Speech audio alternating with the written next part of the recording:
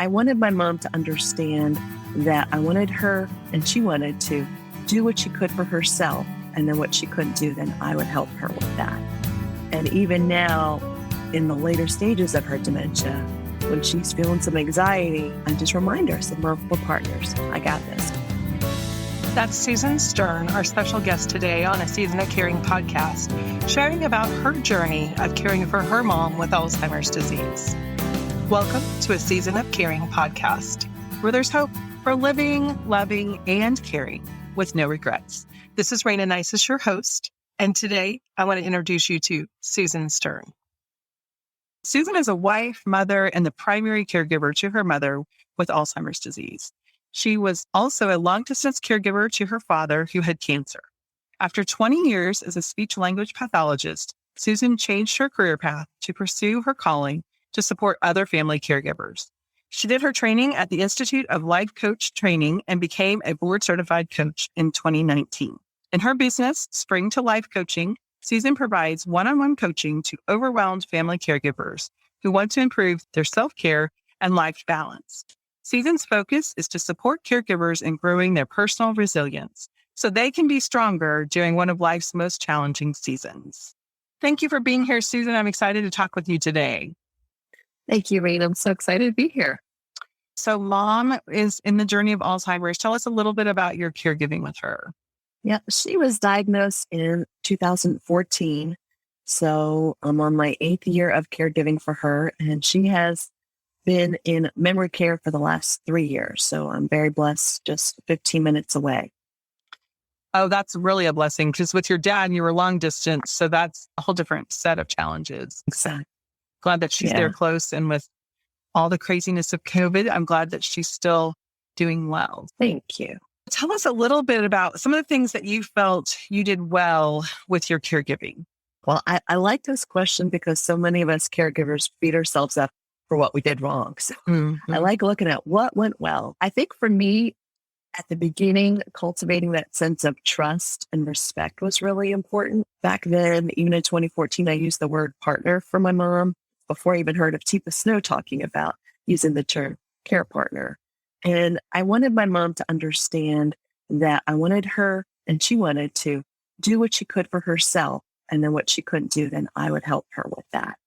And even now, in the later stages of her dementia, when she's feeling some anxiety, I just remind her, I said, Mom, we're partners. I got this. Okay. I'm going to help you with this. We're together. And there's a knowing that she has. So I really encourage people to develop that sense of trust from the beginning, especially when there's those waves of paranoia that happen in dementia. And that partnering is so important because oftentimes I think as the child, adult child, we want to come in and take over. We just want to do it all. We want to protect them and do it all. So partnering is a whole different perspective. It's important. It is. And when you're the oldest of 4 kids, you can be a little bossy, which I can be bossy. So I kind of had to keep that in check a little bit. But yeah, so I'm glad I learned it sooner than later to be able to do that for her. And also what I found too, just getting that legal paperwork set up in the beginning. And when I go to support groups, that's really what everyone tells the new member right away. Get your legal paperwork in order right away, just because you just don't know what could happen. So that was helpful. And then being organized with the medical details. So we had so many medical appointments. So having my binder with the different sections, different specialists. And on my phone, I had literally like 15 different specialists. So in that way I could easily access them. So that went well. And then keeping my mom as independent and safe as possible, because when she was diagnosed with the dementia, she was recommended to be in assisted living right away because of how her symptoms were. But my mom was adamant not to do that. So for the next 3 years, I kept her in independent living and tried to keep her as independent as possible. So using different tools like an electronic medication organizer, having cameras in her apartment, and just checking in with staff to see how she's doing, because my mom wouldn't know how really well she's doing, but I can check with staff. Yeah. And I do agree. I think independence is dignity, and it is really hard. We often say this is the greatest generation, and that's why they have a hard time with it. I often turn it around to people and say, how would you feel? I don't know Right. about you, but I don't know that I'm going to age gracefully. I mean, I pray about it, but I just don't know that I'm going to be okay with people saying, no, you can't drive anymore, or no, you can't do this. I mean, I think that's human nature. Obviously, the greatest generation has a really strong independence about them. But I think giving up our independence is difficult. So I do agree with you. I think it's so important to find a way to support them as long as you can. Absolutely. Because I think that independence gives them that spunkiness too, Mhm. that keeps them going stronger, longer. Because otherwise, there could be that learned helplessness that, oh, Right. my daughter will take care of everything. I don't need to do anything. And then that brain is just not getting stimulated to do things. And purpose. I mean, it gives us purpose when we can make our own choices and to really Mhm. engage with life and not just be a bystander with somebody doing everything. Exactly. Yeah, that sense of purpose doesn't go away, right? Mhm. You Yeah. continue that. Yeah. So those are some things you did well. What would you say was difficult for you? Top of the list probably would be having good self care. I did not do a great job. 3 years into it, I had 3 cancer scares in 4 months. Wow. Thankfully, all the tests and biopsies were negative, but it was my body screaming at me saying, Mm. you have to take better care of yourself. And it did happen overnight. I was able to get my mom in assisted living. And then at that point, I just had a heart to heart and said, I had to insist. I said, I just can't keep going. And it was just time. So that was helpful to learn how to take better care of myself. And that's why it's my mission to tell other caregivers to do that, because there's a cost. The cost is your health. And the statistics are scary, Rayna, right? As far as how many Mhm. caregivers may not survive past the one they're caring for. And that's Um, a whole different ball of issues right there. So we definitely need to be aware of how important that is. I feel like a broken record when I'm talking about self care with caregivers because it feels so impossible. But mm. what would you say was the number one thing that was a shift for you that you never thought you could do, but you did do? This might sound small, but meditate. I was never someone who meditated, and I just made it a daily practice. I used an app just to help me with that. And that helped me to be a little bit less emotionally reactive to things. Mm, And it helped me not to be attached to those thoughts, like everything that was coming in, I didn't have to address and just kind of let things go. that's great. So that That's a great suggestion. And I love the apps that are out there. So, what else would you do differently? I would make more memories, ideally. I Mm, wish I would have made more memories. I was in that, still am in that sandwich generation of caring for a child at home while caring for my mom. And that was hard to have all the energy to do everything I wanted to do. So I wish I would have done a little bit more to make things special for her. Yeah, I think it can be difficult because we're oftentimes focused on what they can't do. So we miss what they can do. And so we have a tendency not to bring those things together that we can do. For example, one of the things that I loved to do whenever I was caring for dad was I would call my sister who had elementary age kids and I would be like, let's go bowling. And we would get his sister together and him and my sister and I and her husband and her 2 kids, and we would all go bowling. We weren't pros, but my dad bowled when he was younger. And so he was still Mm. able to do that. And so it was something we could all do and laugh and have a good time. But I think those are memories that I look back on that I really am thankful that we had a chance to do that. Oftentimes we're thinking of things that, oh, well, they can't do this anymore. My mom used to love movies, but at one point she just didn't have the attention span for that. So we didn't do that anymore. But being able to find the things we can do, I think is really important. Yeah, very true. Just kind of adapting, adjusting to what level that your loved one is at and Mhm. then being flexible. The other thing I like to share is being the caregiver who's always on the go.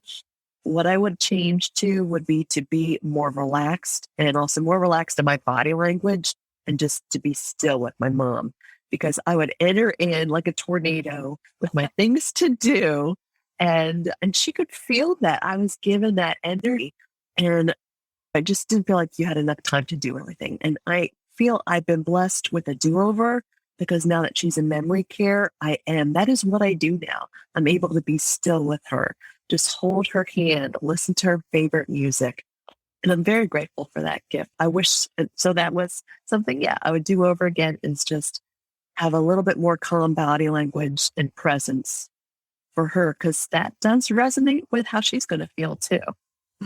They definitely pick up on our emotions. And unless we really tune into it, we don't even notice that. And I think sometimes when we blow in and do something, that's because the to-do list is dominating, not the relationship. And so that's a great point. And not easy to remember in the thick of it. Yeah, so true. Yeah, very true. So what did you learn about yourself with your caregiving? Well, I felt like it was a crash course on personal development and faith development. I learned I'm stronger and more capable than I thought I was. Mm. And I didn't always recognize that. Again, going back to that to-do list, everything, you're just looking ahead. And it wouldn't be until other people would point out, look at what you've done. Look at how much you've done for your mom during this time. And I was so grateful for that gift, because that empowered me for the next trials that would come along, that, okay, I can do hard things. I am stronger than I think I am. So that was a good learning experience. Also giving myself permission not to be perfect and to let things go. I feel like I've learned, especially in the world of dementia, things do not go as planned. Mm-mm. And you get an exercise of doing that. But I'm a type A personality, so that's been a good exercise for me. I'm definitely not the same person I was when I started this journey. And that's a good thing for me. I'm grateful for the gifts and the blessings that have been here provided. And also just some self-compassion and grace that I'm doing the best I can do. Having that perfectionistic tendency, I beat myself up for when things didn't go right. So I've learned to have more self-compassion, let myself know I'm human and it's okay to make mistakes. So that's been good. I think because I was so young, being just 16 when my mom was diagnosed with the disease, I think I Wow. learned so much earlier in life that I really can't control everything. We want to so desperately, but we don't get to. It's just not the way it works. And so this disease, definitely Alzheimer's, it teaches you that quick, doesn't it? Because things that you think that you're doing well. One of the things I always said with my dad is I'm kind of a detective. I'm always looking for the clues. Right. What's triggering? What can I change? What can I do differently to help things go smoothly? And I think that was an asset. But if I had been obsessed with the perfectionist part of it, I know I would have gone crazy, because you can do the same thing every day and it doesn't work the same way. So this process is definitely one that helps us to learn to just let go and to be okay with good enough. And I think that is so helpful for people to hear, for sure. Yeah. Well, you've seen, I'm sure, the two circles of what you can control and what you can't control. And I find when it's something I can't control at all, in a weird way, I have peace about that, because it's not something I'm doing wrong. And it's just a call to faith and surrendering. Okay, all right, I can't do this. So, I just pray about that, versus it's the gray area when it's some things I can control. And it's like, oh, but I did do it. Did I do it right? And I think of that like an influence, even. There's things I can influence, like who's around my dad, who's helping me care for him. That was something I could influence. I couldn't make it exactly the way I wanted it to be necessarily, but I knew I could choose the people. And so having just that right amount of holding on and letting go at the same time, I think those are the things that can be trickiest, because the things we can control, the things we're doing, we just do them. But those things which we influence and don't totally control, those are the things that I still try to hold on to sometimes a little too hard. So For sure. it's definitely a process. Very good. And then also I learned I make better choices when I stop and think. What happens is when I would feel that anxiety, I'd feel that sense of urgency to make a decision to make it right now. And when I would do that, those would not always be good choices. So Lord, me to stop, breathe, and look ahead as far as what are different options. Because sometimes we feel like there aren't any choices, but often there could be another choice. And then that can give us peace knowing, okay, this is the one I chose, if that makes sense. Yeah. Instead of feeling like you get pushed into a corner and you just have to do what seems to be right in front of you, actually seeing all the choices and again, realizing their choices. That's good. Yeah. I think so much of caregiving can be reactive if we aren't intentional about it. And that's just Correct. making it an intentional each choice. Yeah, Very definitely. good. So what words of wisdom do you want to pass along to others that are in a caregiving season? Well, to guard and protect your health, Mm, prioritize your self care, have good morning and evening routines.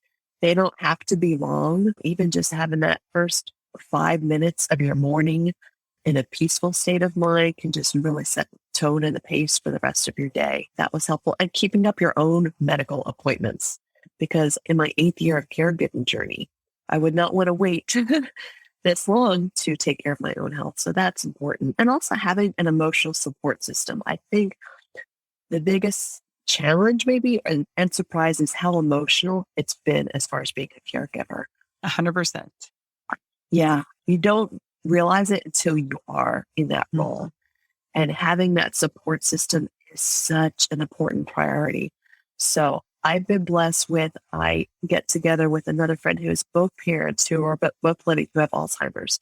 So she and I meet, and we've been meeting for, I'd say, 5 or 6 years now.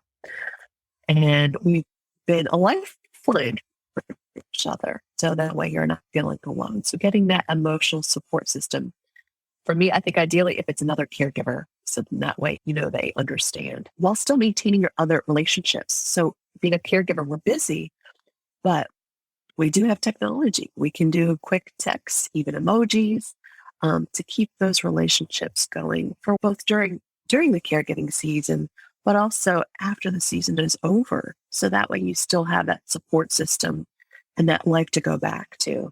I think that's important.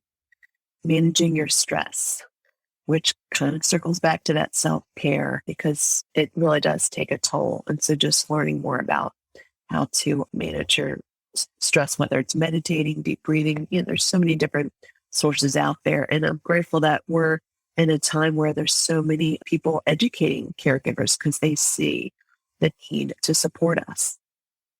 And then lastly, it'd be the micro moments of joy.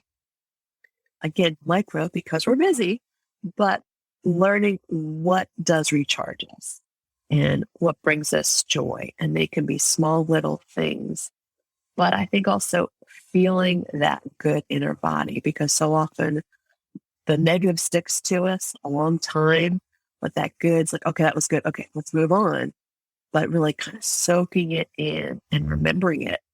And there have been times in my caregiving journey where I remember something funny and I hang on to it. I'm like, okay, this is going to get me through a hard day. Remember this, Susan. Hold on to this because this is good stuff. So important. And I love that you're focusing on the little things because, again, all of it feels so big. Taking care of myself feels like another full-time job. Really paying attention to the little things that bring us joy, that help to relieve our stress, the little things like keeping our doctor's appointments. Those are all things that are doable. We just have to stay focused on those things at the same time as caring. And I always say we want to walk our loved one all the way home, but we also want to have a life to walk back into, to re-engage those relationships and to get back into a place where we still have a life that we love and not just we've given it all up and now there's nothing left because our caregiving season's over. Such wisdom. Absolutely. Well, Susan, it's been wonderful to have you here today. Thank you so much for joining me. Tell our audience how they can get in touch with you. Well, thank you, Rayna. You can go to my website, springtolifecoaching.com, and I have my contact information there. And I also have a free resource of self-care recharge ideas. It's a list of different activities that you can do in different increments. So for 5 minutes a time, 15, 30 minutes an hour, just taking advantage and being intentional about your self-care. That's great. I love to have resources with things that we just never think of as being self-care. I think that's one of the things that we have these certain things in mind and we don't realize some of the things like meditating or just some of the 5-minute things really are taking care of ourselves. So that's a great resource you'll want to pick up. And listeners, just make sure that you take advantage of the great wisdom that Susan shared finding a way to care for yourself and be able to care for your loved one with no regrets. Thank you again for joining us. A Season of Caring podcast was created with the encouragement of family caregivers. If you have financial, legal, or medical questions, be sure to consult your local professionals and take part in your season of caring.